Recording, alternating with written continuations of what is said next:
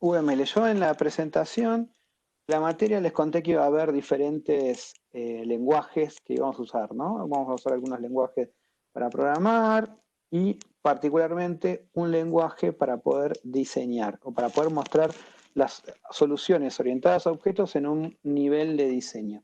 El lenguaje que vamos a usar se llama UML, ¿no? UML es un lenguaje que tiene una sintaxis, una semántica, tiene sus gramáticas y lo particular que tiene está pensado para hacer modelos, para hacer, sí, justamente para poder modelar y está orientado a modelos, ¿no? Personas que pueden describir sus soluciones a nivel de modelos y no necesariamente en nivel de código, ¿no? Entonces nos permite un nivel de abstracción súper interesante, mucho más alto que el código, en el que podemos discutir algunas cuestiones, como por ejemplo cuestiones que tienen que ver eh, con responsabilidades, ¿no?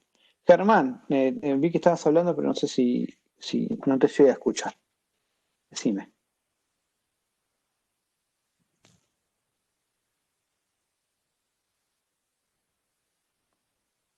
No había nada para decir. Bueno, sí, entonces. Entonces vamos a ver qué onda UML. Bueno, primero, el nombre es Unified Modeling Language y es un lenguaje gráfico, ¿no? ¿Por qué es gráfico? Porque tiene elementos gráficos en lugar de usar palabritas, ¿no? Como los lenguajes, varios lenguajes a los que posiblemente hayan conocido.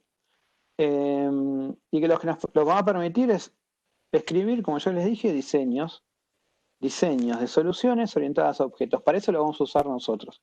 UML es un lenguaje súper extenso, con mucho trabajo detrás y que involucra un montón de cosas, muchas más de las que vamos a usar nosotros. Nosotros vamos a agarrar un pedacito pero muy pequeño de UML para escribir las soluciones en el nivel ese que estaba contando.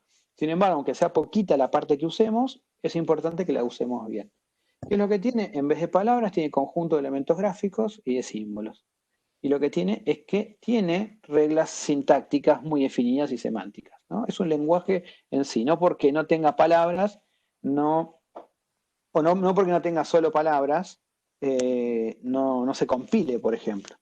¿No? De hecho, como tiene una sintaxis, si nosotros usamos algunos programas para diseñar formalmente UML, también van a tener momentos de compilación y que puede ser que nuestro diseño no compile porque algo mal estamos haciendo. Entonces, ¿para qué vamos a usar nosotros UML? Vamos a usar para diseñar con diagramas de clases. Eso es lo que vamos a hacer. Vamos a tener un nivel de diseño a nivel de clases. Alguno alguna de quienes están aquí usó ya UML o en diagramas de clases al menos lo usó o lo leyó en algún momento? Y yo lo había hecho con un mail. A ver, contame, Matías, ¿no? Me acuerdo que era para definir casos de uso en donde marcábamos el Ujú. actor y definíamos los casos de uso de una funcionalidad específica.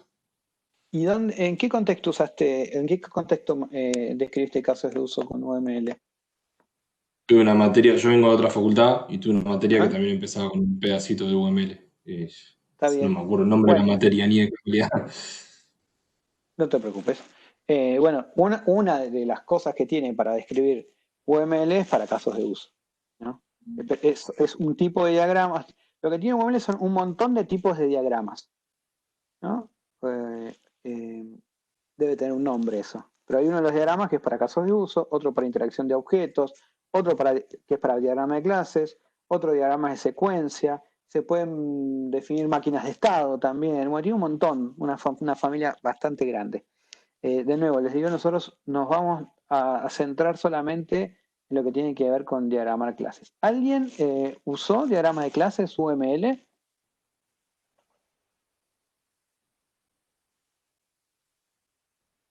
No, Juan Francisco me dice que no. Yo lo usé, Sí. ¿Quién? Pablo Bernasconi. Pablo, ¿cómo andás, Pablo? ¿Vos lo ¿Todo usaste? bien? Sí, el Muy cuatrimestre bien. pasado Ok, estoy sí, está recursándolo. bien. Bueno, es una experiencia válida. Está bien. ¿Lo usaste en otro lado, Pablo, además en el semestre pasado en esta asignatura? Lo había usado, eh, yo vengo de automatización y control. Ajá, Lo había usado también en una materia ahí. para redes de Petri o o diagramas de clase. No, para redes. Ajá, Sí, no bien, tiene el mismo eso. parecido. Ajá, tiene otra semántica, pero también se puede usar UML. Bueno, vamos a ver entonces acá qué es qué es lo que tenemos. Entonces, ¿para qué lo vamos a usar en diagrama de clase? En principio lo que tiene, a ver qué dice acá, UML es una aplicación en particular dentro de Eclipse. Ahora después vamos a ver sobre qué pasa con Eclipse, pero no necesariamente. No, UML es un lenguaje. Vamos a pensarlo por ahí, Gabriel, y después vemos qué es lo que trae UML. Por ahí, posiblemente lo que trae UML es que tenga un plugin para que vos puedas escribir o exportar tu código a UML, ¿no? Pero bueno, es una funcionalidad, en principio, que puede llegar a tener o no el Eclipse. Pero no tiene una relación directa, ¿no? No inmediata al menos. Entonces, primero pensar en diseñar con diagrama de clases. ¿Qué significa? Vamos a pensar nuestras soluciones en términos de clases que se relacionen. Entonces nos va a permitir definir relaciones entre las clases en el sistema, por ejemplo, que los elementos de una clase van a colaborar con los elementos de otra clase, o sea, las instancias de una clase con instancias de otra clase. Nos van a poder permitir definir su clasificación, ¿no? Por ejemplo, en los Smalltalk, ¿cómo describían que una clase era subclase de otra? ¿Cómo indicaban eso? Y lo mismo para los que hacían Wallop, ¿cómo lo hacían? ¿No? ¿Qué escribían para poder decir que una clase es subclase de otra? A ver, ¿quién responde primero? ¿Quién se acuerda más? Y la herencia con ingerir. Sí, pero ¿qué palabra clave? Ahí me están escribiendo. Para herencia, sí. Y por ejemplo, en Wallop ponen class, child class, inherits, parent class, ¿no? Entonces la palabra inherits es la que define que una clase es subclase de la otra, ¿no? O extiende o hereda de tal. Y en Smalltalk, ¿cómo hacían eso? Creo que simplemente indicamos a qué clase pertenecía. A ver, un poquito más fino. Eh, Una clase pertenece a otra, más o menos. A ver, cómo. A ver si alguien lo puede ayudar, el compañero. ¿Qué palabritas se escribían para decir que una clase era subclase de otra? es que nosotros cuando creamos la clase simplemente lo... Ahí está, subclass, ¿no? Subclass, dice clase, subclass y el símbolo para la subclase, ¿no? Entonces, subclass está diciendo eh, que una clase tiene como subclase a otra, ¿no? Diagrama de clases y casos de uso, ¿son terminologías nuevas o estoy muy perdido? Dice Leandro. Leandro, sí, son terminologías nuevas, es lo que estamos aprendiendo hoy, sobre qué son los diagramas de clases. Así que tranqui. Entonces, en Wallop ustedes tienen la palabrita clave inherits, ¿no? Para decir que una clase extiende o hereda de su clase padre. En los Smalltalk es al revés, se dice que una clase tiene como subclase a otra, ¿no? Pero bueno, se puede poner de la misma manera. Bueno, esta relación de subclase, superclase, también se va a poder definir en los diagramas de clase con un símbolo. También se va a poder definir, perdón, quiero volver. Se pueden definir las relaciones, perdón, las interfaces que tienen las clases, ¿no? El protocolo que tiene una clase, es decir, los métodos con sus parámetros, las colaboraciones que ya veremos y dependencias que la vamos a ver un poquito más adelante en la asignatura. Así que diagrama de secuencia vamos a verlos después, por ahí lo vamos a leer más que escribir, pero que lo que permite, diagrama de secuencia es otro universo, son otra cosa, de los diagramas de clases, pero los diagramas de secuencia lo que se puede ver es cómo se van ejecutando, cómo se va ejecutando un método con sus correspondientes delegaciones en otros objetos u otros métodos. U otros métodos del mismo objeto, ¿no? A eso me refiero. Vamos a ver un poquito sobre cómo se escribe en los diagramas de clase una clase. Entonces, ahora que quiero avanzar en esto. Entonces, primero, definición de una clase y un diagrama de clase. ¿Cómo se define? Con este rectángulo, esta caja, dividida en tres partes. La parte superior, donde se pone el nombre de la clase. La convención que vamos a usar es notación camel case con la primera letra mayúscula. Después, en la cajita que continúa, que es la que está en el medio, se van a describir los atributos. O, digamos, pueden ser que los conozcan como atributos o variables de distancia, ¿no? Esos son, digamos, los elementos que están dentro de la definición de la clase. Y lo que se describe por cada atributo, lo vamos a ir viendo de a poquito, es lo que tiene que ver, colaborador interno también, sí, los que vienen de máximo colaborador interno. Entonces, a lo que vamos a ver es que tiene, acá faltan 2 puntos, lo que tiene es un nombre que lo identifica, un tipo que lo describe, ¿no? Entonces, por ejemplo, apellido es el nombre del colaborador interno o la variable de distancia y es de tipo string. UML es un lenguaje tipado. Ahora, que sea tipado UML no significa que después no se puede programar un lenguaje no tipado. Lo que permite esto es escribir con tipos. Entonces dice que empleado va a tener 2 variables de distancia, 2 colaboradores internos, que en este caso uno se llama nombre, el AL es porque le pifié al 2 puntos, está justo al lado, que es de tipo string, apellido que es de tipo string, y se le pone además adelante un nivel de visibilidad. Si es menos, significa que es privado. Si es más, significa que es público. En este caso, tiene los dos son privados. Y acá se pueden poner un montón, ¿no? Bueno, todos los que tenga la clase que estoy declarando. Y después lo que viene en el tercer espacio, en este, son todas las operaciones que tiene definida esta clase. Básicamente, lo que se definen acá son las operaciones que no son privadas, que son las públicas, porque las privadas tienen una concepción mucho más cercana a la implementación, ¿no? Entonces acá lo que vamos a ver es cuál es el protocolo, qué conjunto de mensajes se le podrían enviar a una instancia de esta clase. Si es privado, nadie se lo va a poder enviar, ¿no? Así que no habría que ponerlo. ¿Y las operaciones qué se pone? Bueno, se pone la asignatura, la asignatura está compuesta por el nombre, la apertura de paréntesis y entre paréntesis todos los parámetros que recibe, indicado por el tipo, se cierran los paréntesis, se ponen 2 puntos y el tipo de retorno.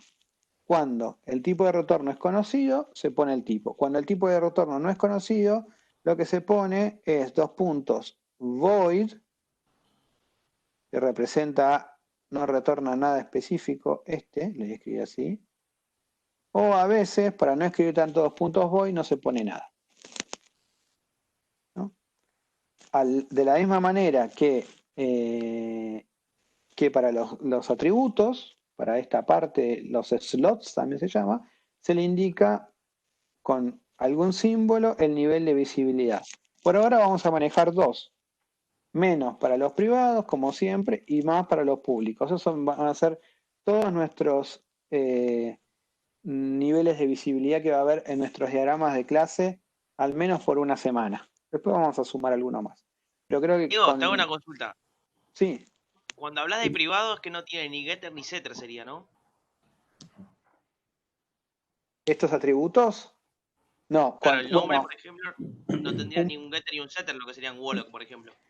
En realidad, sí es una mezcla, ¿no? Lo que dice en el UML, hay una cosa que está buena tu pregunta. ¿Cómo es tu nombre? Porque no llegué a ver quién hablaba. Juan Lautaro López. Lautaro, lo que está diciendo Lautaro, hay una mezcla de cómo interpretarlo. Por un lado está lo que representa para UML la notación. Para UML la notación significa que si el atributo tiene el menos, este atributo no puede ser accedido desde afuera de la clase, ¿no? Eso es lo que indicaría. Y si tiene el más, es que puede ser accedido, tanto para leer como para escribir, ¿no? Esa es la cosa. Sí, era eso. ¿No? eso en el UML, porque ¿qué pasa? UML es agnóstico de alguna manera del lenguaje de programación específico que vos vas a elegir. Ahora, cuando vos a un diagrama en UML lo vas a programar en un lenguaje particular, y lo que vas a hacer es vas a interpretar lo que dice el UML para poder representarlo en el lenguaje que tenés. Entonces, por ejemplo, si en Wollock por construcción todos los atributos son siempre privados, entonces poner el menos va a ser más o menos redundante. Y si vos le pones getter y setter, de alguna forma lo que estás haciendo es exponer el atributo. Entonces, digamos, si uno le escribe para Wollock, un abuso de la escritura podría ser ponerle un más, porque sabe que en Wollock eso va a definirse en poner el getter y el setter. No, yo no soy experto en Wollock, así que no sé si eso funciona para Wollock, pero para... Claro, lo que hacíamos en Wollock era cuando, para no escribir el getter y el setter siempre, hacíamos un var property, poníamos. Que el property era como un getter y setter implícito, para no escribirlo Claro, todo el día.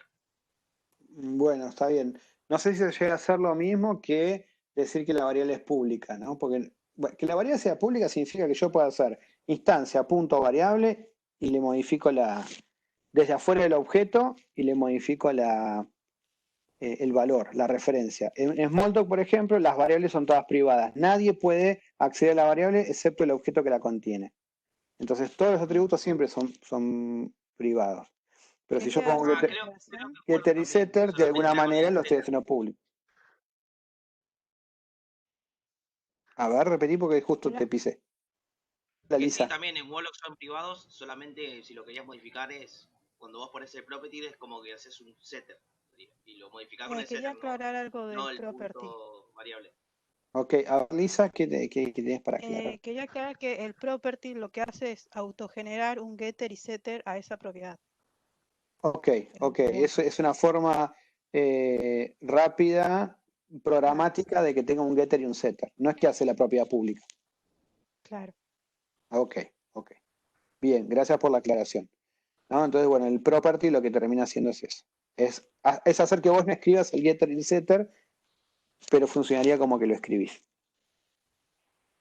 Entonces, para resumir, UML no define su semántica para UML. Después, cómo uno lo traslada y cómo lo adapta al lenguaje, depende de la herramienta que le permite ese lenguaje particular. Ahora, después dice, si no se conoce el tipo que recibe como parámetro, ¿se indica también como voy? Me dice Nicolás. Una muy buena pregunta, Nico, porque nunca me hicieron esta pregunta. No, aquí hay que definir siempre el tipo de parámetro que se recibe. No es tipado, no puede haber un tipo que no se conozca. Entonces hay que definir el tipo que recibe. Hay que buscar la vuelta para hacerlo, pero eso es lo que tiene como lenguaje tipado. Entonces, la definición de una clase en UML se resume a esta caja, dividida en 3 partes, donde aparece el nombre de la clase, la lista de atributos y las operaciones. Vamos a ver algunas características de cada una de estas cositas. Esperen que voy a sacar el lápiz. A ver si me sale. Ok, nombre de la clase. Por convención. Cuando nosotros hablamos de convención, lo que significa es que esto es una norma que se suele usar entre las personas que escriben UML, pero que no es parte de la sintaxis. Es decir, que si uno no lo cumple, igual está bien escrito en UML. Pero nosotros queremos que lo hagamos igual. Entonces, por convención, el nombre de clase empieza en mayúscula, y esto sí es para todos, que ese nombre es único para todo el diagrama. Significa que si una caja con el mismo nombre se repite, significa que hace referencia a la misma clase, ¿no? Después los atributos van a representar las variables de instancia y que no son relaciones con otras clases del sistema. Entonces, por ejemplo, si nosotros vamos a tener la clase alumno y la clase materia, y una materia tiene como colaboradores a muchos alumnos, o alumne podemos decir, ahí lo que va a haber es que va a haber una relación, en este caso de 1 a muchos, de materia con alumno. Esa relación no se representa como un atributo, se va a representar con una flecha pensada para relaciones que la vamos a ver en un ratito. Pero los atributos que se ponen son solamente aquellos que no son representados por una flecha. Si hay una flecha que representa esa relación de una clase con otra, no se escribe como atributo. Y por último, las operaciones, que es el protocolo que ya hablamos recién sobre cómo se describe. Germán, ¿algo querías decir? ¿Con el micrófono nomás? Ok. Bien, muy bien. Entonces, las relaciones entre clases, vamos a ver algunas. Herencia. La relación de herencia o de extensión, depende de qué punto se vea, es con una flecha específica. ¿Cómo es la flecha? La flecha se origina en la subclase y apunta a la superclase. Particularmente, lo que hace, la característica que tiene esta flecha es que tiene que ser este dibujo una línea continua y la punta es como un triángulo vacío. Esa es la flecha que se utiliza para decir que una clase es subclase de otra. Lo que tiene de particular esto es que no tiene que estar en el diagrama descripta la subclase por debajo de la superclase, sino que puede estar en cualquier lado. Lo que da relación a esta relación justamente es a donde apunta la flecha. Voy a poner algunos ejemplitos. Voy a salir un cachito de la presentación. Es que me deja, querido amigo.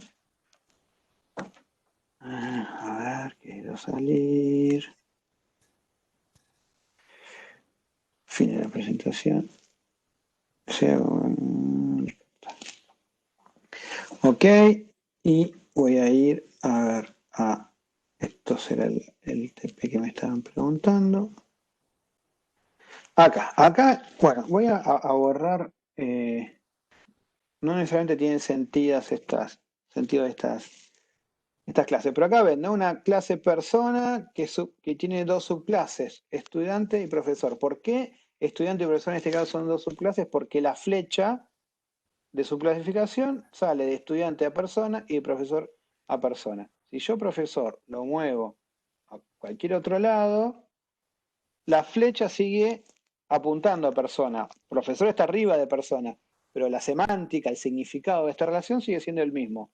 Profesor es subclase de quien apunta acá. ¿Sí? ¿Se entendió eso? Sí, profe. Tic, tac, tic, tac. Gracias. No, entonces recuerden que lo que le da significado es el símbolo en particular, no la posición en el diagrama. El diagrama puede estar en cualquier lado. Los símbolos son siempre los que determinan eso. Voy a volver al slide. Bueno, lo voy a dejar así, a ver si...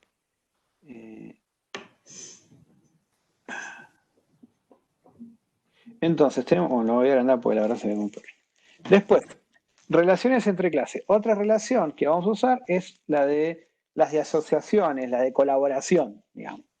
Entonces, las relaciones estas, la particularidad es que tienen, también es una flecha que tiene una línea continua, pero que el final hacia donde apunta es una flechita así sutilmente abierta, o también puede ser una cerradita chiquitita, pero no es la misma que la de la subclase.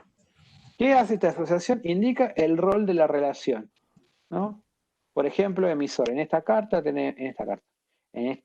este gráfico básico tenemos dos clases, ¿no? Tenemos orden y emisor, ¿no?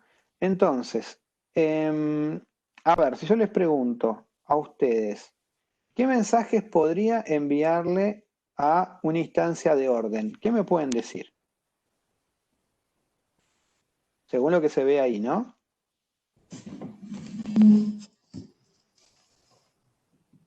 New cantidad de precio unitario, dice Juan Francisco, lo cual está muy bien porque lo que está leyendo es lo que está en la parte del protocolo. No hay más que eso, ¿no? Entonces hay que interpretar eso. Acá, por ejemplo, si ustedes les mandan el mensaje cantidad, ¿qué esperarían como retorno? Un int. Un int. ¿Por qué? Porque acá dice que retorna un int. Y si le enviamos precio unitario, ¿qué retornaría? ¿Qué se espera que retorne? Float. Un float, un flotante. Bien. Ahora, ¿ustedes me pueden decir cómo está implementado precio unitario o cantidad? certeramente? No. No, de la implementación.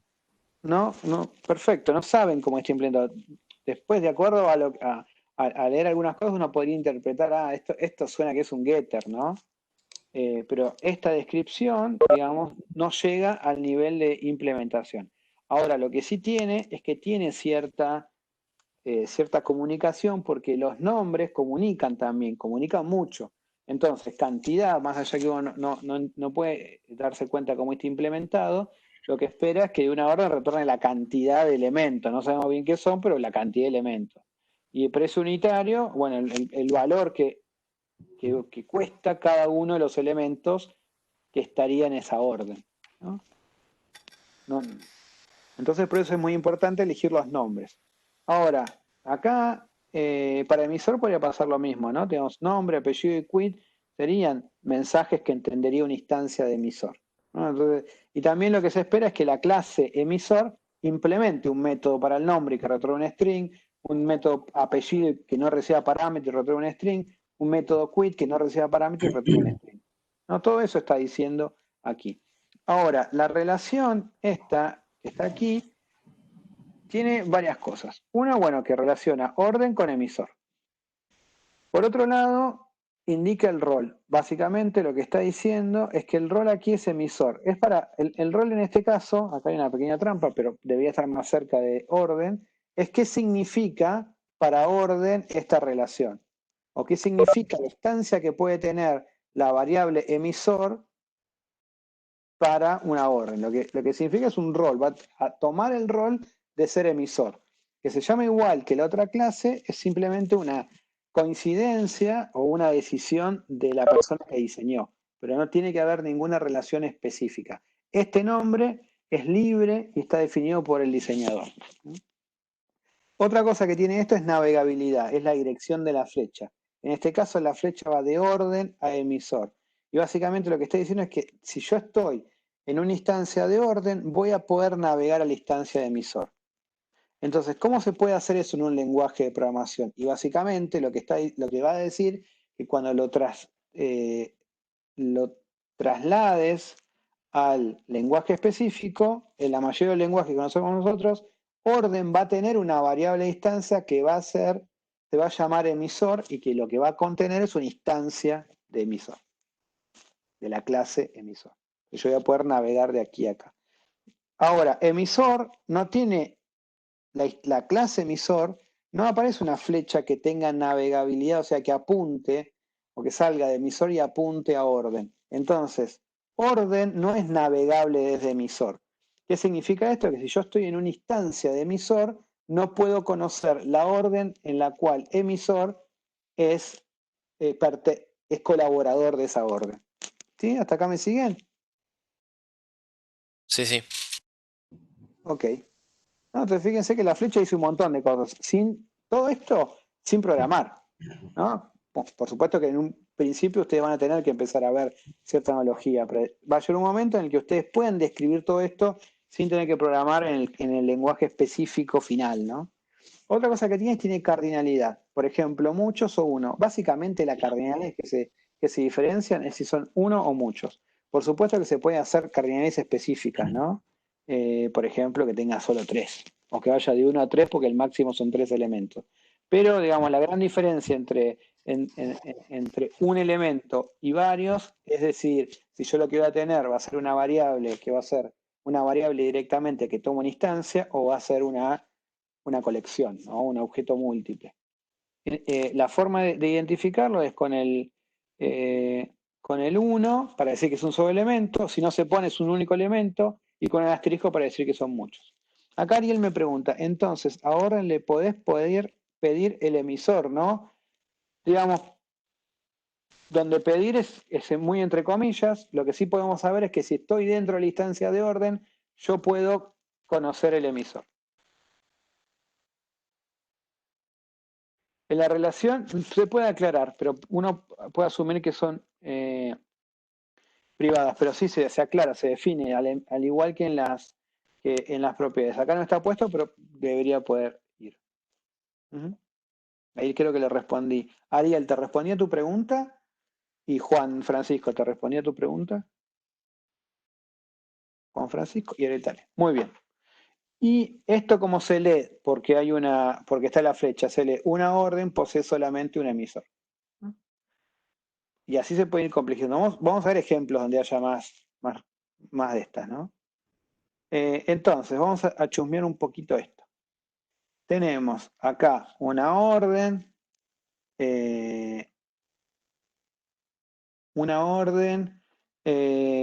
después yo estoy moviendo la cajita donde está el chat, bueno. El emisor y orden de venta que extiende orden.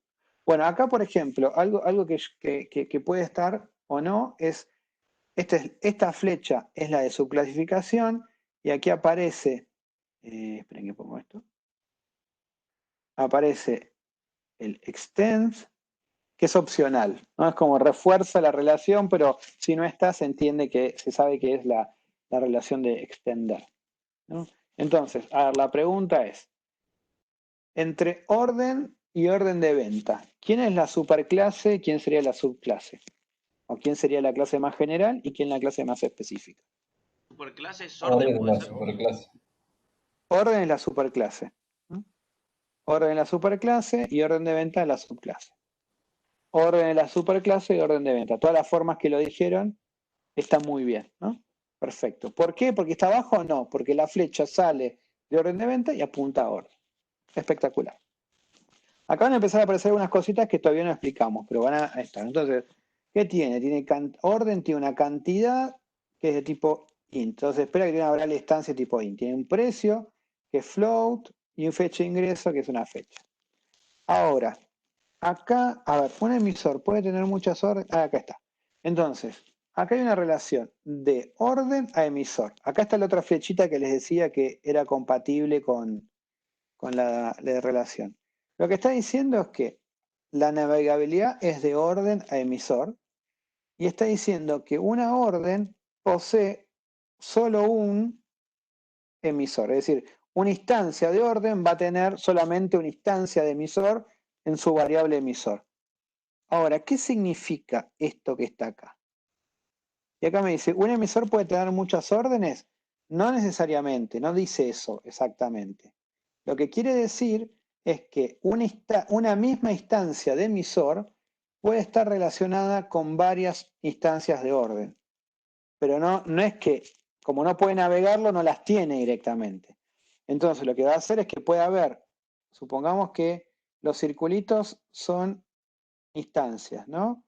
Y esta es una instancia de orden, la orden 1, y esto es emisor 1. Y acá tengo otra instancia de orden, que es orden 2, ¿no? Entonces, acá los circulitos ahora son instancias, ¿sí?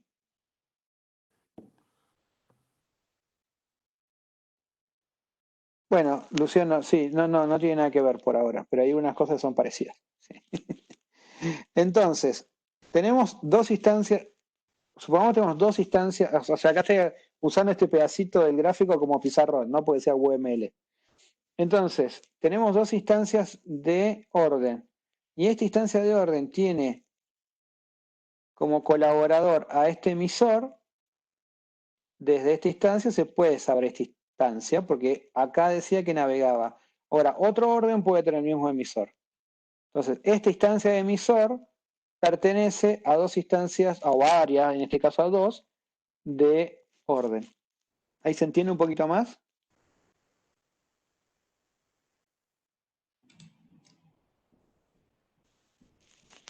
Sí, puede ser que sea inyectiva. En este caso es la navegabilidad lo que determina si es inyectiva o biyectiva, ¿no? Si tiene una sola navegabilidad, puede llegar a ser inyectiva.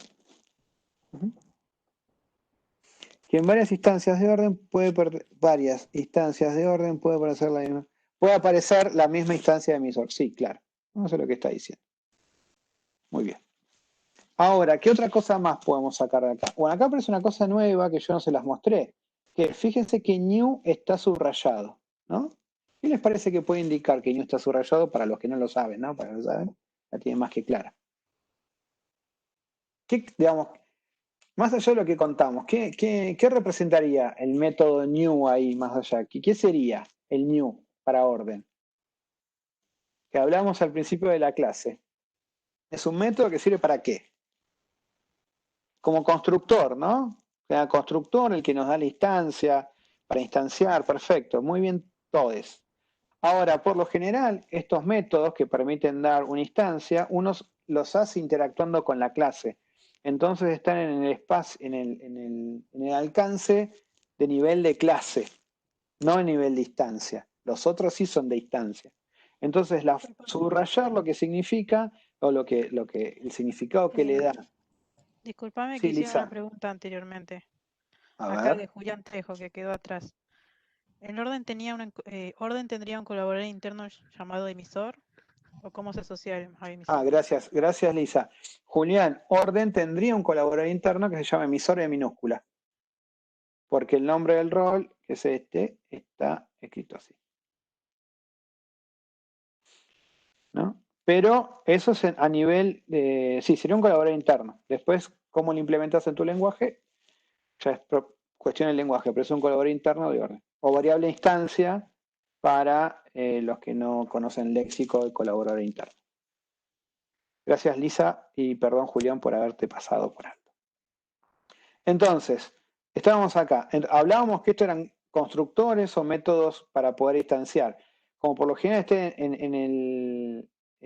son a nivel de clase, la forma de indicar que son a nivel de clase es subrayando. Entonces, si una asignatura de método en esta parte de las cajitas de clase está subrayado, indica que ese método es de clase. ¿No? A veces va a ser un constructor, a veces va a ser un método de clase, depende de quién está. Acá Gonzalo pregunta, ¿el new de emisor también debería estar subrayado? Sí, claro. Ese es un error que he cometido. El new de emisor debería estar subrayado. Y en otros slides anteriores también deberían estar subrayados, Gonzalo. Gracias. Entonces, para poder identificar que una operación, ¿no? del cuadro de operaciones es a nivel de clase, se la pone subrayado. Entonces, ese es un nuevo elemento que tiene los diagramas de clase de UML. En subrayado indica que la operación es a nivel de clase. Después, por otro lado, vamos a ver otra cosita. No sé si se van a dar cuenta, pero válido para este precio está escrito diferente. ¿No se van a notar cómo está escrito? ¿En qué tipo de letra está escrito? En itálica, ¿no? Así es. Esto está escrito en itálica, o cursiva, o torcidita, como ustedes quieren llamarlo. Bueno, eso es otro elemento que tiene UML en este universo, que lo que hace que lo que indica, es que ese método, o esa operación, acá está a nivel de operaciones, es abstracto. Ese método, esa operación o ese elemento, si una clase está escrita en cursiva, es abstracta. ¿No? Acá vamos a tener un error. Esto debería ser abstracto, pero por ahora lo dejamos como una incógnita para no entrar en la discusión. Pero si esto estuviera escrito en itálica, sería indicando que la clase es abstracta. Si el método aparece escrito en itálica, indica UML que este método es abstracto. ¿No? Entonces, acá Leandro me dice, ¿no se puede instanciar orden directamente entonces? Bueno, eso depende del lenguaje. Del lenguaje y de las prácticas orientadas a objetos. Si una clase está incompleta, no debería instanciarse. Después los lenguajes determinan si el debe es un puede o simplemente un debe. ¿No? Pero acá a este nivel no instanciamos nada, simplemente estamos describiendo las clases. ¿No? Pero en la práctica de programación orientada a objetos, en las buenas prácticas, si una clase es abstracta, no va a haber, uno lo que espera es que no haya instancias directas de esa clase. ¿No? Ahí más o menos te respondí, Leandro. Pero recordá que hay diversidad de lenguajes. En algunos lenguajes, el lenguaje no limita que la clase abstracta se pueda instanciar. ¿No? Entonces, ahí ya va a haber el momento en que uno articula el lenguaje qué es lo que quiere decir. Sin embargo, en el UML uno puede decir, esta clase es abstracta. Acá deberíamos haber dicho, esta clase es abstracta porque hay parte de su componente en abstracto, ¿no? Entonces dice que este método es abstracto. Ahora, vamos a ver lo que significa, lo que tiene que ver con orden de venta. Algo importante para que tengan en cuenta es que la notación de subclasificación cambia, porque es un lenguaje gráfico, pero el significado de extender una clase es el mismo que el que ustedes conocen. Entonces, eso no se cambia en ningún momento. Entonces, orden de venta, esto lo que está diciendo es que orden de venta es subclase de orden, por lo cual va a heredar todo el comportamiento que esté definido en orden. ¿No? Entonces, si esto es así, si yo a una instancia de orden de venta le envío el mensaje cantidad, ¿lo va a entender? ¿Sí o no? O como dicen en Colombia, ¿sí o qué? ¿No? Sí, lo entiendo. Juan Ignacio dice debería, y voy a comparar. Juan Ignacio dice debería y Matías dice sí, claro. Bueno, si ustedes tienen en cuenta que consigue el mismo significado de herencia que ustedes saben, entonces es un sí, claro, ¿no? Entonces, en este caso, Disculpame que hay otra pregunta que se te pasó de Ariel Segovia, que a sabía de ver, clases abstractas, pero no de métodos. ¿Qué serían estos? gracias Lisa. Entonces, sabía que las abstractas, pero no, ¿qué serían estos? Bueno, un método abstracto, lo digo ahora entre paréntesis porque después vamos a seguir chusmeteando sobre eso. Pero un método abstracto lo que indica es la asignatura para ese método, pero no tiene comportamiento.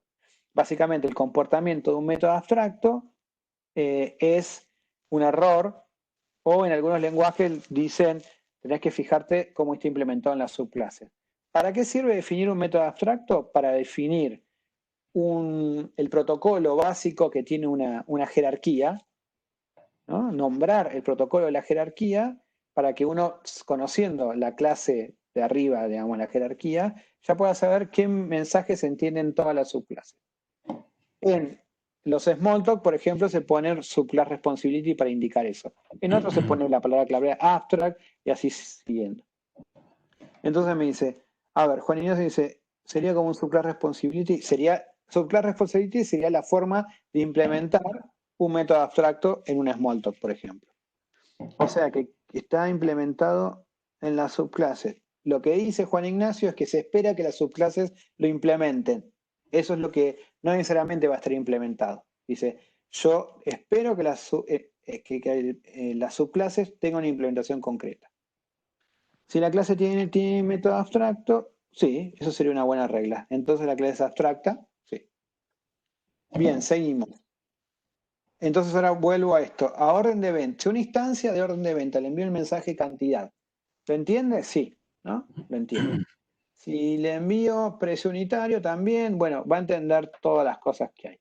Pero, la otra pregunta es, orden de venta, ¿hereda la estructura de orden? En este caso, la variable de distancia cantidad, la variable de distancia precio, la variable de distancia fecha de ingreso, la variable de distancia emisor. ¿Hereda esa estructura? Sí, también. ¿Por qué? Porque herencia hereda estructura. No hay más vuelta que eso, ¿no? Entonces, está. Ahora, las cosas que se heredan, de la forma en que se heredan, al igual que en muchos lenguajes orientados a objetos, no vuelven a escribirse en la caja de la subclase. Por ejemplo, orden de venta, cantidad, precio unitario y qué sé yo, no vuelven a escribir porque ya se sabe que como es una extensión, lo entiende porque lo está heredando. Ahora, fíjense que el que está escrito es válido para este precio float boolean y ahora no está en itálica, está en normal. ¿Qué significa esto? ¿O qué significa cuando una subclase vuelve a escribir la misma asignatura de método que está definido en alguna de sus superclases? Bueno, lo que significa es que lo está definiendo o redefiniendo o sobreescribiendo. Es decir, que esta clase presenta una nueva versión de ese método. Como este método en particular era abstracto, y acá pasa a ser concreto, digamos que es la contrapartida de ese método, en este caso pone la definición concreta, el comportamiento concreto de este método. Ahora, si yo, por ejemplo, escribo acá más precio unitario, exactamente igual. ¿Qué les parece que estaría haciendo? ¿No? En orden de venta, si yo acá escribo, a ver si puedo escribir, no sé cómo hacer para escribir sin usar el lápiz un texto, pero bueno, ustedes me entienden. Dice, sobrescribe el método, es como un override método. Claro, significa eso. Significa que esa clase está haciendo una redefinición del método heredado. ¿No? Perfecto. Bueno, se dan cuenta que es bastante comprensible, ¿no? Cómo se va escribiendo esto de UML. Bueno, acá vimos prácticamente todos los elementos que teníamos en este diagrama. Así que voy a seguir, ¿no? A ver cómo para seguir. Un poco de ejercitación. Vamos a ver de esto. Entonces, a ver, ¿qué significa esto en itálica? Que es abstracto, sí, hace un ratito lo dije. Que está en abstracto, no está definido. Que es, a ver, acá me perdí de cómo vino la... Lucas. ¿Qué significa que el método esté en itálica? Significa que el método es abstracto, es decir, que no tiene comportamiento. Lo único que se indica es la asignatura, es decir, se espera que la jerarquía comprenda este mensaje de esta forma. Y espero que la subclase lo implemente. Pero en ese punto no puedo dar una definición. Bueno, vamos a ver esto. Tenemos esto que es Smalltalk. Voy a salir de acá por un ratito. Entonces, lo que tenemos, lo voy a poner por ahí. Lo voy a poner un pelín grande para que lo miren y después lo voy a volver a este tamaño. Así lo vamos haciendo entre todos. Tenemos este código que es en Smalltalk. Les voy a contar, para los que no conocen Smalltalk, qué es lo que dice acá. Lo que dice es que tenemos una clase que se llama Wikipedia Graph, que es subclase de Object, ¿no? Básicamente como que es una clase básica, digamos, no hay más superclases. Y que tiene como variable de instancia una variable que se llama element, ¿no? Y después no hay que poner mucho más nada. Después tiene un método que se llama initialize y lo que hace es que a la variable de instancia elements le asigna una instancia de una lista. Es una order collection y es como una lista. Después, bueno, estas para los que, digamos, para los que saben Smalltalk, no tengo que explicarles mucho. La explicación es más que nada para los que no conocen Smalltalk. Después tiene otro método que se llama addArticle, que recibe como parámetro un artículo. Smalltalk no es tipado, entonces simplemente se pone el nombre del parámetro y en el nombre del parámetro se indica qué es lo que se esperaría. Acá, por ejemplo, lo que se espera es que sea un objeto de tipo artículo, ¿no? En el sentido amplio de la promoción de objeto de lo que es un tipo. Y acá esto es un comentario y se agrega el elemento anArticle a la colección de elementos. ¿Cómo lo agrega? Hace self elements. En Smalltalk, en Wollock creo que es this, puede ser, Lisa, o los que saben Wollock. Self. Self también, ok. Entonces, bueno, self, hace self, accede a un método, un getter de elements que no está definido aquí, se asume que está, y a esa colección, a una red collection, se le puede enviar el mensaje add con un artículo. Después hay otro método que se llama link with. Ese es un método que recibe dos parámetros, un artículo y otro artículo, ¿no? En Smalltalk se escriben así cuando reciben múltiples parámetros, y que lo que hace es hace un link entre este artículo con este otro, y básicamente lo que hace al primer parámetro le envía el mensaje add link to, el otro parámetro, other article, ¿no? Entonces lo que vamos a jugar ahora, vamos a pasar esto a UML. No, vamos a hacer al revés, crear un código y a ver cómo escribiríamos ese código en UML. ¿Se entiende cuál es la consigna del ejercicio? Sí, se entiende. Ok, entonces yo voy a agarrar acá, voy a crear uno nuevo, voy a tratar... A ver, si yo hago esto, ¿ustedes ven algo o no ven nada? Sí, se ve. ¿Sí? Ok, digamos acá para que esté el código. Entonces, a ver, ¿qué clases les parece que hay aquí? Wikipedia Graph.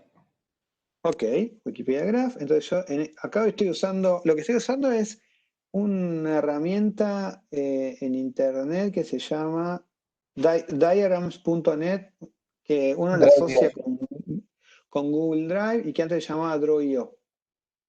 Lo buscan como Draw.io o con diagrams.net. Ahí está gracias Matías. Y se pueden hacer, digamos, ¿qué es lo que tiene esto? Lo que tiene esta herramienta es que permite dibujar diagramas de UML. ¿Qué quiero decir con dibujar? Que uno puede hacer las figuras y los diagramitas, pero no hay chequeo sintáctico de nada. Yo lo que creo es que para esta materia, este tipo de herramientas son buenos porque cuando uno necesita hacer chequeo sintáctico, también requiere ser mucho, pero mucho más cuidadoso en cómo escribe,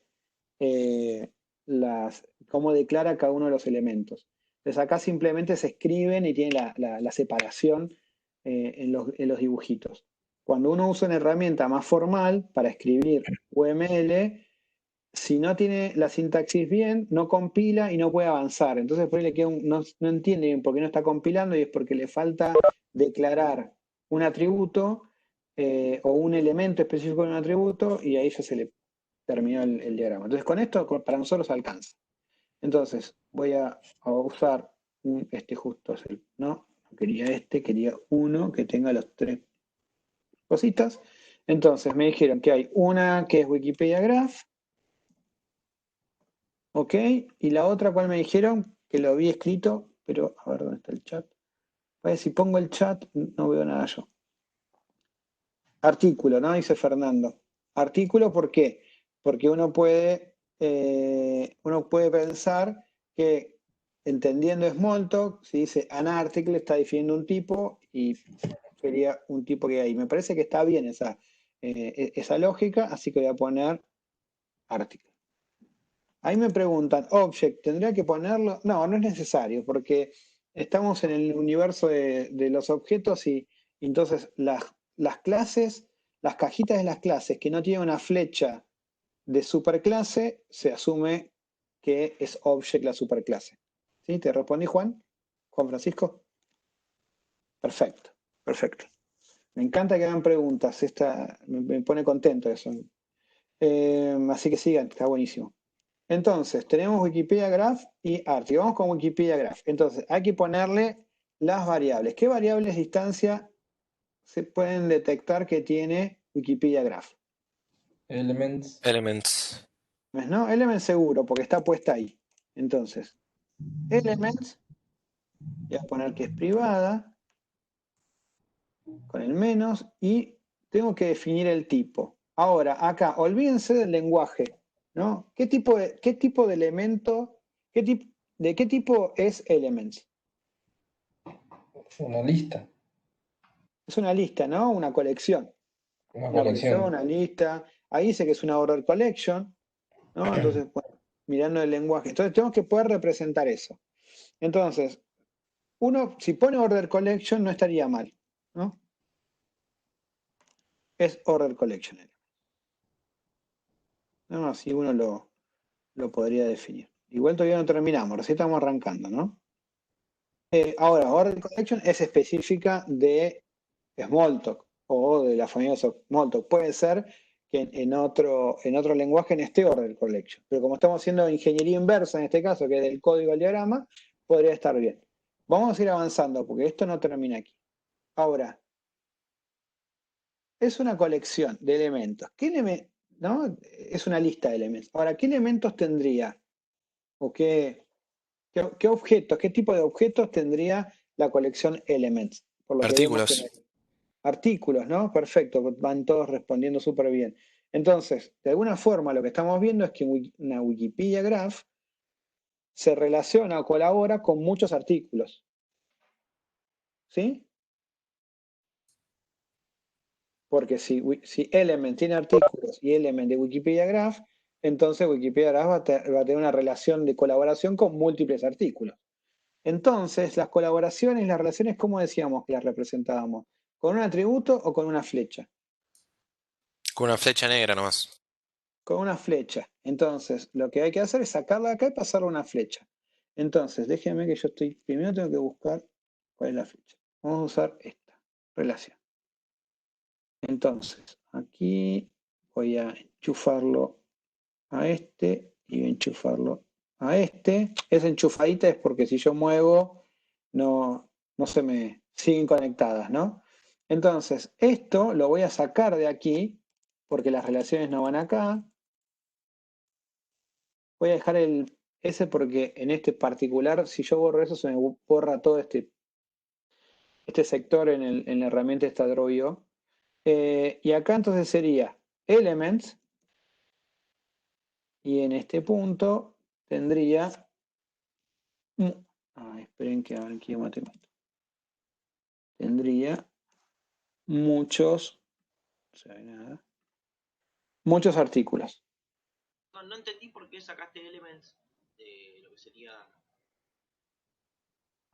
¿Por qué lo saco como atributo? Porque lo que vamos a usar como representación para nosotros es que cuando una clase, los elementos de una clase, las instancias de una clase se relacionan con instancias de otra clase que son parte de nuestro dominio, esas relaciones las expresamos con las flechas de relación, no como atributo. Ah, perfecto. Y Elements sería ¿No? una colección, seguiría siendo. Sigue siendo porque básicamente por la cardinalidad. A ver si esto ya lo verán. Perfecto. No, bueno, les pido disculpas porque acá me lo toma con el tamaño de la fuente que está el editor, ¿no? Pero dice elements se relaciona con, y acá muchos, en este caso, artículos. ¿Está bien? Entonces eso ya está determinando que va a ser una colección, una lista o algo. Por otro lado, como la navegabilidad va pero voy a checar un poquito más. Ay, no tanto. Desde Wikipedia Graph hacia artículos, porque está la flecha, lo que va a pasar es que elements en la implementación va a ser una variable instancia de Wikipedia Graph. Voy a ver las preguntas, a ver, claro, como ejemplo anterior, sí, perfecto. Leandro, el rol de article es pertenecer a elementos. Bueno, article por este momento no tiene ningún rol en relación a Wikipedia Graph. Ah, ya entiendo lo que está diciendo. El rol, ahora entiendo, el rol es, ¿qué significa para esta clase la relación? La relación para Wikipedia Graph con múltiples artículos lo llama como una bolsa que llama elements. Entonces, en principio, digamos, el rol para los artículos que van a ser parte de elements, ¿no? Eso fue lo que me dijiste, Leandro. Creo que ahí te respondí. Claro, y Fernando, fíjate que justo más arriba había alguien que había puesto, ahí Matías Siqueira, que puso como rol, tiene Wikipedia Graph, tiene artículo. Ah, ok.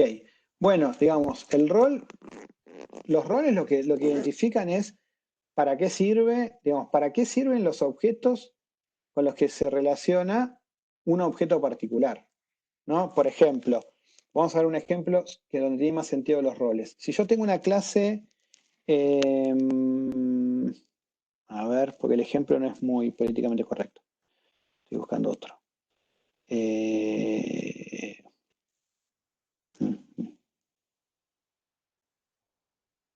Bueno, el ejemplo es bomba, no es el mejor, pero vamos a pensar que es una bomba de papel picado. Tengo una bomba de papel picado, ¿no? Entonces, la bomba se activa en un tiempo determinado, ¿ok? Puede ser una alarma del reloj, o una alarma de otra cosa. Vamos a pensar una bomba porque si no la alarma aquí. Entonces, la bomba se activa, explota en algún momento. Entonces, ¿qué necesita como colaborador la bomba para poder activarse? Y necesita un reloj, ¿no?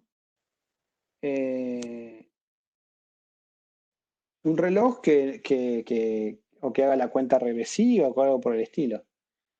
O un timer, algo que funcione como timer, ¿no? Necesita algo que es el timer. Cuando el timer llega a 0, ¡pum! Listo. explota. ¿No? ¿Hasta ahí me siguen? Vamos a pensarlo en UML para que sea más fácil.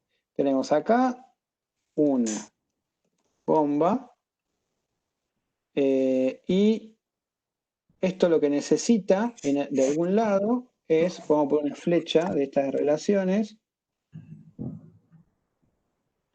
¿Qué va a necesitar? Va a necesitar algo que sea un timer. Un timer, ¿no? Este va a ser uno acá. Solo uno. No necesita más que uno. Ahora, ¿qué es lo que necesitaría de acá? Estamos diseñando. ¿Qué tipo de objeto necesitamos en este lado? ¿Qué familia de objetos? En principio lo que necesitamos es algo que tenga algo, no sé, que haga setTimer, un int. Tengo el problema con la R y se me escriben a veces dobles, triples o nunca. Y que me avise en algún momento si llego a 0, ¿no? Eso es lo que necesita la bomba de un timer. Necesita algo que sirva para esto, para setear el timer y que le notifique si terminó. Ahora, ¿qué cosas usarían ustedes? Voy a ocultarlo por un propósito. ¿Qué cosas necesitarían, qué podrían usar ustedes como timer de una bomba?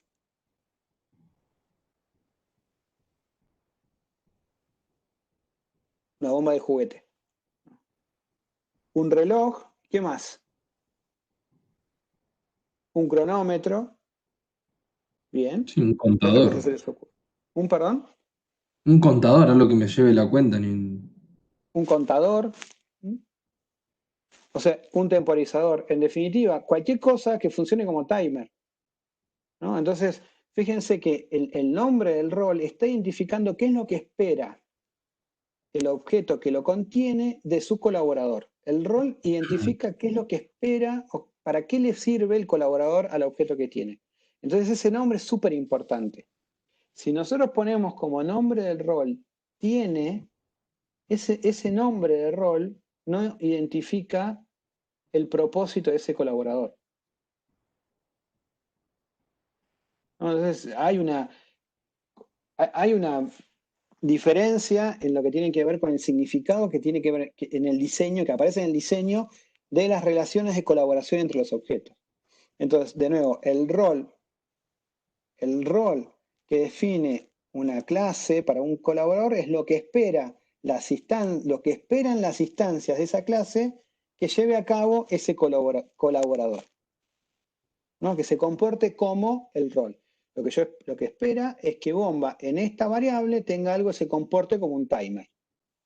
Lo que espera Wikipedia Graph es que en esta variable tenga algo que se comporte como los elementos. Sí, podría leerse, ¿no? Así, Juan Ignacio. Perdón, yo miro el chat y no les digo. Juan Ignacio dice, en el caso de article, se leería como que un artículo es un elemento de la Wikipedia. Sí, podría leerse así.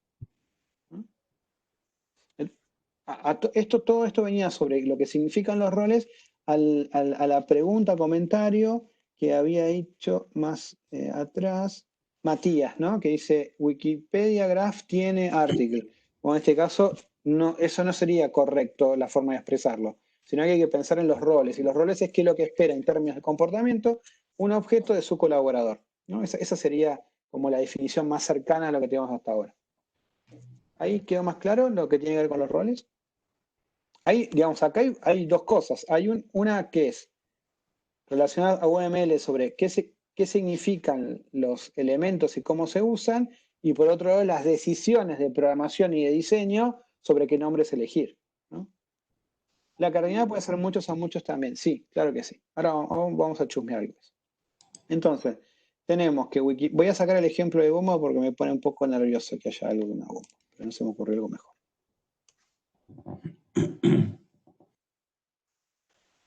Entonces, estamos que en Wikipedia Graph, voy a mover esto un cachito, así pueden convivir las dos.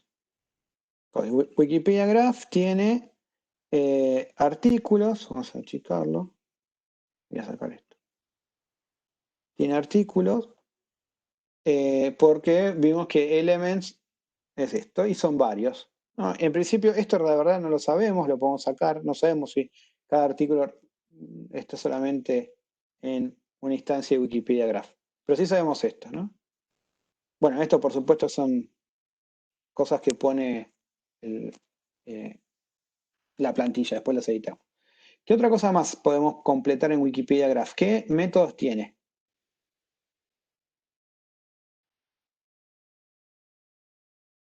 ¿No? Busquemos acá. A ver, ¿cuáles son los métodos? El primero, initialize, es de los más sencillos, ¿no? Y no tiene ningún parámetro. Entonces, ¿cómo se escribe? Es público, podemos ser más, initialize, no hay mucha vuelta, no hay parámetros, y el tipo de retorno acá explícitamente no retorna nada. Más allá que en Smalltalk siempre se retorna algo, esto es lo más parecido al void. No hay nada explícito que retorna. Le podemos poner void o podríamos no poner nada y significaría que no retorna nada en particular. Ok, ahora, ¿qué otro método tenemos? Add article. Add article, ¿no? Entonces, ese, en este punto, lo que agrega es...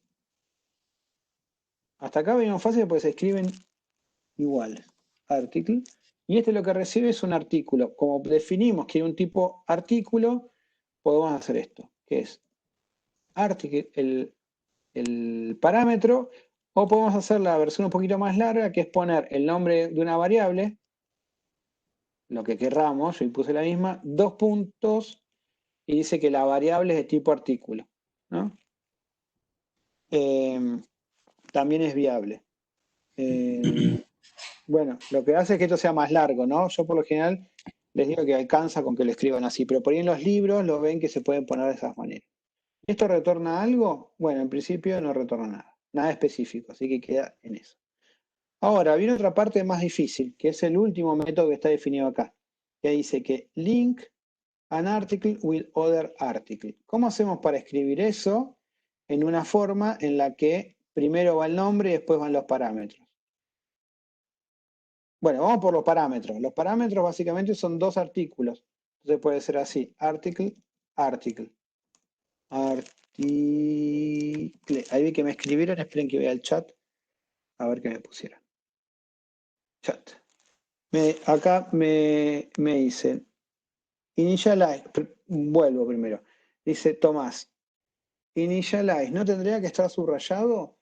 No, porque este es un método de instancia. Así que está bien que esté puesto así. No es constructor, es inicializador y es instancia. Ahora antes que apareció que me estoy buscando. Link with, initialize. Un microondas. Hernán, no sé de qué venía el microondas, pero... Ah, para el timer. Sí, podría ser. Article, link, article, dos puntos, link with. Ok, Juan Ignacio dice link with, y la otra es link, dos puntos, with an article, other article, o add link to. Bueno, básicamente la discusión es entre, voy a poner en un texto cualquiera, entre esto, esta forma, versus link to article. ¿Está bien? Estas serían las grandes formas de escribirlo. Bueno, por lo general, esta forma, la primera, en la que está el método con los 2 puntos, no se usa porque los 2 puntos están puestos como reservados para después para el retorno. Entonces lo que hay que buscar es una vuelta donde no tenga 2 puntos. Podemos pensar esta, ¿no? Y si usamos camel case, podríamos usar esto. Entonces, link with, los 2 parámetros, link to, los 2 parámetros. Cualquiera de las dos podría estar, porque acá, digamos, en definitiva no tenemos mucha certeza sobre cuál sería la forma más general, porque acá hay una cuestión muy específica de cómo se escriben los métodos en Smalltalk, ¿no? Link with es una forma, digamos, es usa palabras muy del slang de los que programan en Smalltalk. También se podría hacer el underscore, como dice Matías, el guión bajo, en vez de los 2 puntos.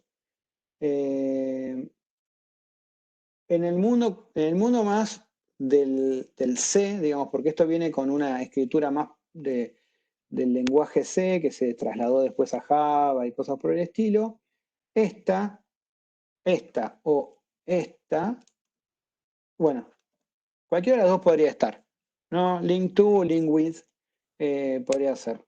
No habría diferencia. Lo que sí, lo que coincidimos es que primero se tiene que resolver el nombre del método en la primera parte y después van todos los parámetros. Ahora, ¿qué es lo que dicen? Puede usarse eso. AddLink sería un método de un article, ¿no? Aguanta un poco, Juan Ignacio, ya vamos estamos resolviendo el de Wikipedia Graph. Link articles, creo que es más claro por lo que hace, pero en este caso el nombre del método no es solo link, porque aparece el with. Sí, bueno, acá hay una cuestión de expresividad, ¿no? Como todos están diciendo, ya excede a la forma en que define la sintaxis UML. Entonces, como ustedes notarán, ya empieza a aparecer cuestiones sobre cómo nombran los diseñadores a los métodos para que se pueda entender de qué están hablando. Yo lo que voy a dejar para es que voy a seguir lo más parecido a lo que está en el código, que va a ser link with, ¿no? Pero link with o link to o link articles estarían bien todas porque más o menos representan lo mismo, ¿no? Ya es una cuestión de cómo se escribe, en este caso, el nombre del método. Pero lo que es verdad es que poner todo el primer nombre y después parámetros. Yo creo que ahí ya les respondí a todos. Entonces, tenemos esto para Wikipedia Graph. Ahora, hace un ratito, a ver quién fue que me dijo. Juan Ignacio dice, add link to. Sería un método de un article, ¿no? ¿Por qué, Juan Ignacio? Si pones el micrófono va a ser más piola, pero bueno. ¿Por qué? Porque es la implementación de... es la implementación. Es muy abstracto. Sé un poquito más preciso. Del mensaje link with. La implementación del mensaje link with. Ahí hay algo en la implementación. ¿Y qué es lo que hay en la implementación? Lo que indica es que el parámetro anArticle, que nosotros decimos que es de tipo article, entiende el mensaje addLink2, que recibe un parámetro un article. Entonces podríamos con eso identificar que article tendría un método que sería add link to con un article y que esto no retorna nada, queda en void. ¿Está bien? De esta parte dice an article add link to other article, podemos determinar, digamos, que la clase anArticle, pues dijimos que esto es de tipo article, debería entender el mensaje add link to. Entonces parece que decir que esto tenga el método add link to. Entonces voy a leer lo que dice. Lo estás enviando, ese mensaje, está bien, Julián, está muy bien. Después Juan Ignacio dice en la implementación de ese mensaje y el artículo se le manda el addLink to, está muy bien también, porque el mensaje addLink to está siendo enviado a un artículo. Muy bien. Bueno, Juan Francisco, Juan Ignacio y Julián entendieron por qué. El resto, o voy a preguntar de otra forma, ¿alguien no entendió por qué a article le agregamos como parte de su protocolo el método addLink2 que recibe como parámetro an article? Así lo destrabamos eso, ¿no? Other article sería el parámetro, ¿no? ¿Cómo? No te escuché la primera parte. Other article sería el parámetro de ese Other método, ¿no? article, en este caso, es el es el parámetro. ¿De dónde sale? Ah, Del perfecto. parámetro que recibe, que se llama other article. Dale, perfecto. Entonces sí, es el parámetro. Sí. A ver, porque el mensaje, el article, ¿para qué tome conocimiento? A ver, esperen que me pongo a entender. Es la administración y el artículo se llama, eso ya lo definimos. El article podría tener un atributo con sus links también. A ver, Fernando, ¿qué quieres decir con esto? ¿El article podría tener un atributo con sus links también?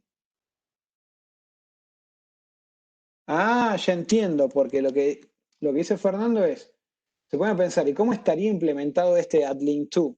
Bueno, ahí no lo sabemos. En este punto no lo podemos deducir, nos falta esa información, no podemos asumirlo. Ahí la entendí. Puede ser que podría ser, lo que pasa es que no sabemos lo que significa addLink2, ¿no? En ese punto es una caja negra. Digamos, acá el juego es lo que podemos ver, lo pasamos a UML, ¿no? Guarda la referencia article para accederlo. Y es, a ver, Gabriel, no llego a entender lo que querés decir. No sé si me querés decir que guarda que pone entre sus cosas o ojo, la referencia article para accederlo.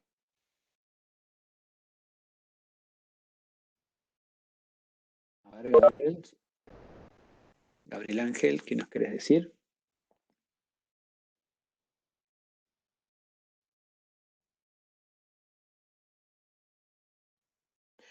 Para que tome conocimiento de la referencia de article. ¿Qué referencia de article? Micrófono ni ahí, Gabriel, ¿no? Sí. Del objeto article. Es que es muy... No llego a entender qué querés decir con eso.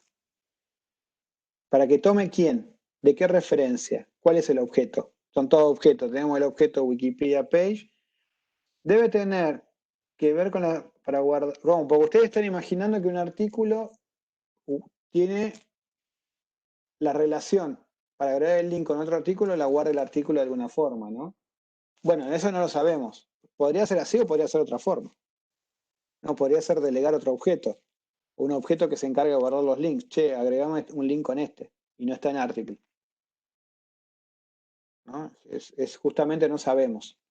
Podría ser, podría que no. Como no sabemos, no podemos en este punto continuar lo que tiene que ver con el objetivo, que es pasar este código a UML. Bueno, más allá de esas sutilezas, que está bueno, si están pensando en eso es porque esto lo entendieron. Bueno, ven que es bastante directo, ¿no? Como poder pensar en pasar código a UML. Ahora, vamos a pensar un cachito en esto. No, bueno, poder pasar a Smalltalk o Wollock. Vamos a pensar un cachitín. A ver, primero, la clase orden. Vamos a tratar de hacerlo entre todos, pero sin un lenguaje específico, ¿no? La clase orden, ¿qué variables de distancia tendría? A ver, si lo quieren, piénsenlo un cachitito. Y me lo dicen, si tiene micrófono, me dicen micrófono porque eso hace que todo sea mucho mejor. Cantidad, precio y fecha de ingreso. Cantidad, precio y fecha de ingreso. ¿Alguna más? Emisor también. Y emisor. ¿Por qué emisor? Porque tiene la navegabilidad desde orden a este emisor.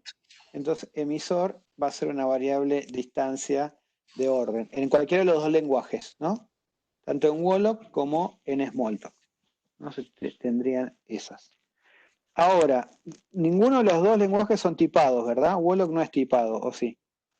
Lisa y gente de Wollock no es tipado. Entonces, todo lo que tiene que ver con los tipos que se ponen aquí no se indican en la declaración. Se espera que sea uno de esos, pero como no es tipado, esa parte, mucho para hacer no hay. ¿Sí? Bien. Ahora, new emisor in float day. ¿Qué les parece que sería eso? ¿Qué representaría en orden? ¿No? El constructor. Ok. No sé si los que me respondieron son del mundo Wollock o del mundo Smalltalk. Yo de Wollock. En Wollock es un constructor y alguien en el mundo Smalltalk, Yo. ¿qué sería el new? Sería un método de clase, ¿no? Muy bien. Que recibe 4 parámetros en cualquiera de los dos, ¿no? Habría que hacer un constructor, un método de clase que recibe los 4 parámetros. Más allá de este indicado, se espera, digamos, lo que haría es, orden tiene que tener un constructor con 4 parámetros. Eso es lo que está diciendo eso, ¿no? Le pone new. Ese es, digamos, no está definido, esta parte no está definida en UML, pero uno puede entender que eso define el constructor para una orden que recibe los 4 parámetros y tendría que dar una instancia de orden seteada con esos valores. Después, supongamos que tenemos que cantidad es el getter de la variable cantidad, ¿no? Bueno, lo que se espera es que retorne el valor numérico asociado a cantidad, más allá que no hay tipos. Después, ¿qué más? A ver, se puede sacar acá. Bueno, sí, díganme. A ver, ¿cuál es lo que está deprecado del constructor si no me equivoco? ¿A qué te referís, Leandro? Sí, lo están sacando ya. ¿Y cómo instancian en Wollock ahora? Se le van dando los valores. Ah, es prototipado. Ok. Ok, bueno. Van a ver que las cosas se pueden instanciar como constructor. En otros lenguajes.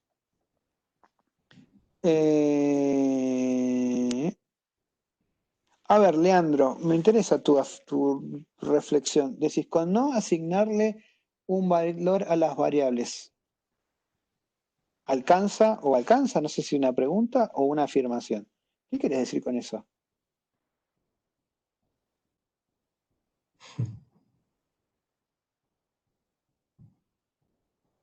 Alcanza. ¿Y qué querés decir con que no asignarle un valor a las variables alcanza? Perdón, Diego, yo no soy Leandro, pero me parece que lo que está diciendo él es que en Wollock el constructor se crea automáticamente y toma como parámetros todos los atributos de la clase que no estén ya inicializadas. Ah, ok. Te pide que lo completes al instanciar. Ah, ¿y cómo lo completa? ¿Cómo es la interacción con el ambiente para completarlo al instanciar? Está bien, vos le decís, si la variable no está instanciada, es una que estás obligado a completar. ¿Y cómo te pide que lo completes al instanciar?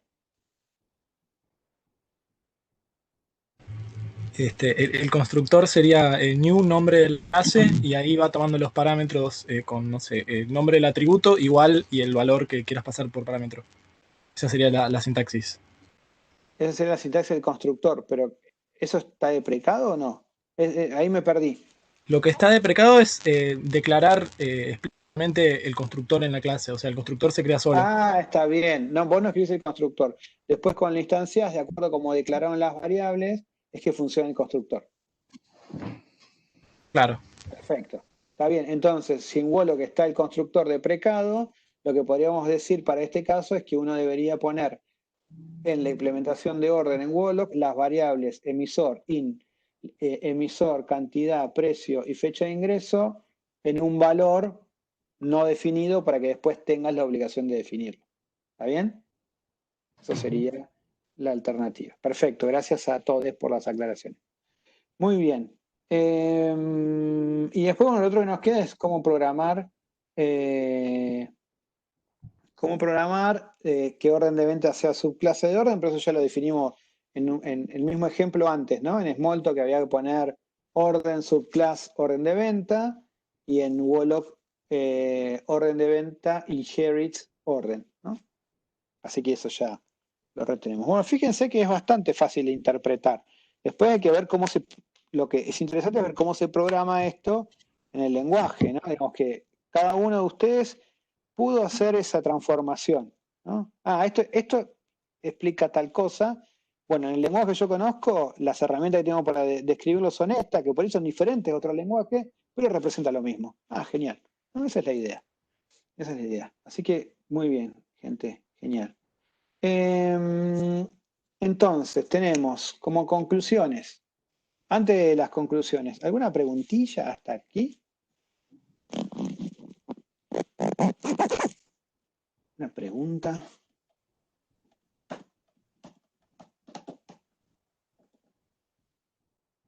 Sí, Julián. Julián pregunta, lo leo porque no todos por ahí están viendo el chat. Dice, ¿podrías explicar otra vez lo del más y el menos? El significado de más y menos es el nivel de visibilidad. ¿Qué significa? Significa que desde afuera de la clase se puede ver el elemento o no.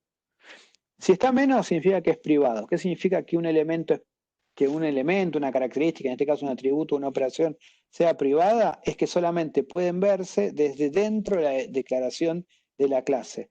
En este caso, por ejemplo, la variable de instancia en orden cantidad es privada. Eso significa que desde fuera de la clase yo no puedo acceder a la variable distancia cantidad. La única forma que podría manipular o algo así es a través del protocolo que define como público en las operaciones. Si el elemento está puesto con la descripción de visibilidad más, significa que desde fuera de la clase o de la instancia como está instanciada, se puede ver y se puede interactuar con ese elemento. Entonces, si por ejemplo el protocolo tiene un nombre, por ejemplo, cantidad o precio unitario que tiene un más, significa que el mensaje precio unitario yo se lo voy a poder enviar a una instancia de orden desde afuera de orden, desde otro objeto que no sea una orden, ¿no? Ahí está. A ver, Nicolás dice, a mí no me cerró lo del por qué quito el colaborador interno LMS en Wikipedia Graph. Chau, Lisa. ¿Por qué? Porque la regla es esa, básicamente. Si la relación es entre elementos que están descriptos en el dominio, es decir, que son cajas en diagrama de clase, la relación se pone como una flecha. Solamente los atributos se ponen para los tipos más básicos, digamos, y que no son parte de las relaciones de colaboración entre las clases que yo estoy definiendo en mi diseño. ¿No? Ahí, Nicolás, te expliqué un poco más. ¿Se entendió? Digamos, es la regla, ¿no? Entonces, ¿qué es lo que puede pasar? Y puede pasar que ustedes escriban un atributo que es de tipo algún elemento que definieron en otra caja. Ah, ¿se dan cuenta de eso? Lo sacan el atributo y ponen una flecha. Profe, yo tengo una duda. ¿Orden de evento está heredando las variables de instancia también de orden? Sigue la misma definición de herencia. Entonces, una clase que Ah, está hereda bien. comportamiento y estructura. Y de los mensajes, ¿qué tiene todos los mensajes de orden o solamente el que tiene escrito ahí abajo? No, hereda todos, los que tiene escritos los está sobreescribiendo o Ah, redefiniendo. está bien. O puede Está ser bien, está bien. que agregue, que extienda el comportamiento y ponga algo nuevo que no estaba. Claro, sí, sí. ¿No? Pero, digamos, no vuelve a escribir, no se vuelven a escribir los que heredó. Lo que heredó no se escribe. Se pone solo lo que redefine o extiende. Ok, ¿Ok? gracias. Entonces, en este caso, emisor, digamos, a lo que le falta, como bien me indican todos, es que tenga, no lo puedo editar acá, un menos. Aquí se lía. Un menos porque es privado, ¿no? A ver, voy a repasar. Lisa les decía suerte y se va. Creo que a Nicolás le expliqué. Juan, entonces por más que cantidad sea privada, el método que retorna la cantidad puede ser público. Claro, sí, básicamente es un getter, ¿no? Entonces el método, yo puedo obtener la cantidad. Lo que sí es que en este caso no la estoy seteando. Como no puedo acceder a la variable, no puedo cambiar tampoco. Está protegida, ¿no? Está oculta, encapsulada se llama. Cantidad está encapsulada y lo único que no me permite es que puedo obtener el valor.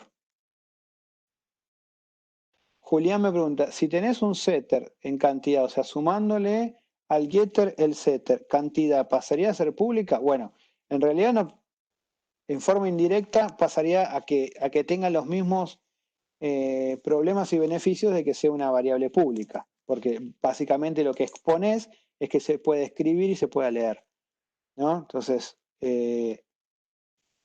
en funcionalidad termina haciendo lo mismo. Uno podría decir que en escribir en UML, si yo pongo cantidad con un modificador de visibilidad con un más, entonces eso ya asumiría que tiene el getter y el setter, ¿no? Pero ahí ya es una relación entre lo que refleja UML y lo que uno traduce en el lenguaje. Claro, ¿no? Pero uno podría decir, yo lo escribo en el UML, lo escribo con el más, y eso ya, si se sabe que se escribe en Smalltalk, es que tiene getter y setter o que se puede acceder de cualquier lado. No, de hecho, ponerle getter y setter y hacer público algo, por eso no está bueno los getter y setter, ¿no? Muy bien, bueno, entonces aquí tenemos esto. Algunas conclusiones. El diagrama de clase nos permite conocer las clases que intervienen, conocer las relaciones que hay entre ellas. A ver, Gonzalo me dice, profe, cuando tiene el getter y setter, ¿significa que interactúa directamente con las variables?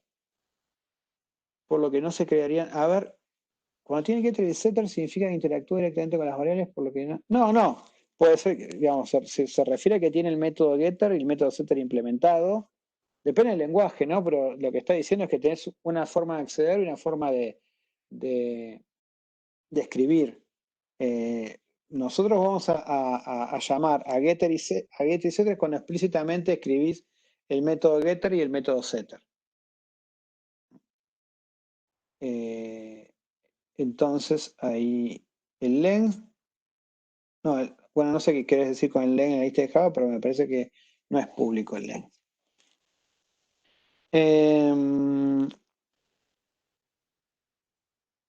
Bien, sigamos entonces.